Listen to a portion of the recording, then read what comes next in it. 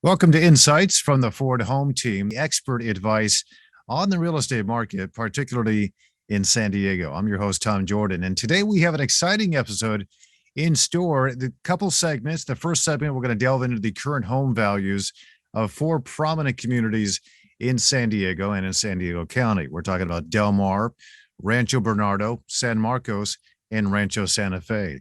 And then in the second segment, we're going to delve into and explore the best ways to prepare a home to be put on the real estate market. Some crucial things you've got to do first before it goes on sale.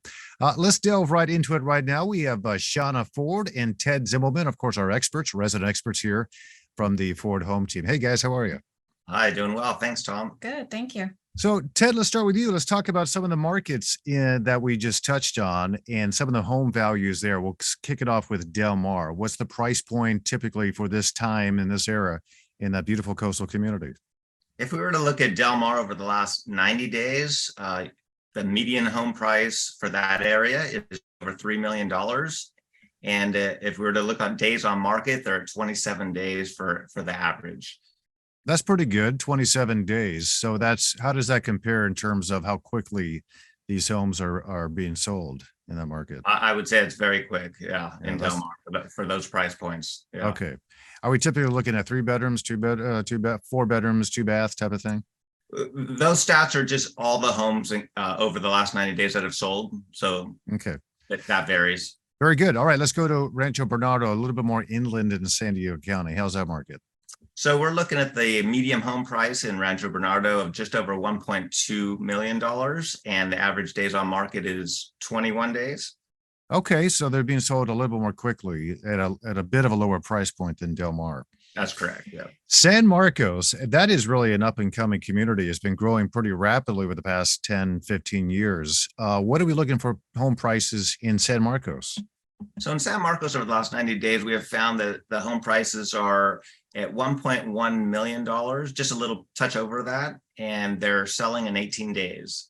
Oh, wow. Okay. So that's a community that is in demand if you're a home buyer. So good for the seller, for sure. Absolutely. All right. So if you are a seller, you want to sell your home, Shauna, there's some things you got to do first to kind of get it prepared to go on market. When it comes to preparing to get that home on the real estate market, what are some of the essential steps that you've just got to take if you're a homeowner and want to get the most bang for your buck? Well, it's going to come down to appearance first. So you want to start with the exterior and focus on curb appeal. So what you want to do is maybe put a fresh coat of paint on the front door, add a welcome mat, make sure that the yard is landscaped. So if you have grass, make sure it's mowed, de-weeded. We have a lot of dry scape, so you want to make sure the bushes are shaped, de-weeded, so that the outside looks good, and then make sure you pressure wash the driveway, the walkways. So that way, when people drive up, the appearance is good, because a lot of buyers now shop online, do a drive-by before they decide whether or not they want to view the home. Oh, absolutely. I think that'd be very commonplace. So they go online first, they see maybe some photographs, they didn't want to go but drive by it and take a look at it. So that's a critical aspect of it, curb appeal. What about staging a home? Obviously the interior, you want it to look nice inside, but are there different levels of staging that some people that take? Maybe it's on low end versus high end. Yeah, so there's different staging processes. So it depends whether the home is lived in or vacant. So a lot of times if it's vacant, we're going to want to stage it. And that's where we have a professional come in, bring in furniture, some decorations to give the buyers kind of an idea of what the home would look like and feel like if they moved in. If people are living in the home, then we really want to focus on decluttering, taking away personal effects like personal photos, making sure that counters are cleared off and kitchens and bathrooms,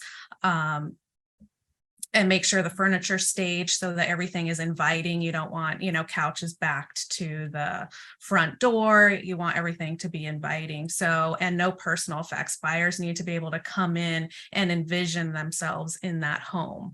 So you have to depersonalize, declutter, and make it look like it's staged using what they have in their home. So when a seller is looking at their house and they're trying to put themselves in the mindset of a buyer, somebody wants going to be maybe looking at their house and make it the most intriguing, I guess, home that they can. Are there specific rooms in the house that buyers typically prioritize or that they look at first, more so than others, maybe on average? Yeah, the kitchen's usually the first one. And what the kitchen has to offer. The master bedroom is next. Number one, it's going to come down to size. Walk-in closets generally are appealing to people, or, bigger closets that have organizers in them. So those are basically the two rooms that people go to first in the home to gauge size. Then from there, it comes down to, the bedrooms, the living room, the dining room, family room. You mentioned depersonalizing a home. What are some steps that people can take? When you say that term, what do you mean by that? Is it like making sure there aren't any electric bills sitting out on the counters, that kind of thing? Yeah. So you want to take away any personal paperwork, personal family photos, any identifying information as well, just for safety reasons for that, as well as not giving anybody any information they need to know, but they just need to feel like basically like it's a new construction home. You're coming in, there's nothing personal to that, so they can envision their family photos, their family in there. So it's just taking away the identity in the home and just making it a house, essentially. Usually we use the term house, when we're talking to sellers, because they have to transition it from their home to a house for buyers to buy and make their home. So there's certain terminology used to kind of gain that perspective. Yeah. And you want them to envision themselves living there eventually and turning it into their home. So getting out those personalized effects of the current homeowners is pretty important. All right, any common mistakes that sellers make when they're getting their home ready to be put on the market? The common mistakes are because we do recommend like fresh coats of paint, touch-up paint, cleaning. So what we need sellers to get in the mindset of not their personal likes. So when it comes to paint color or decorations or anything, we need to look at it from a perspective of a generalization. What do buyers want to see? So we need, neutral colors in the house. We don't want the bright, the real bright colors or the real dark colors that make rooms feel small. So you kind of have to take your personal preference out of it and find out what the general public wants to see when they're shopping for a home. So that will come down to colors, decorations, how the home is staged. Very, very important. So lastly, I guess the last question I ask you, are there any tips you would give to somebody who's, I guess, some of the most important things they should consider and put into action when they want to maximize their home's value and attract as many potential buyers as they can? Generally, they're going to want, when they're getting their home ready, they want a deep clean, touch-up paint, no holes in the walls. They want it, everything cleared off. We want open space. So we don't want anything to feel confined. It's going to come down to the home looking clean inside and out. Make sure there's no light bulbs that are out. So make sure all light bulbs are replaced, because the first thing agents do, they get to the home beforehand, they turn on all the lights to make the home open and bright. So we don't want anything to look like something's not working.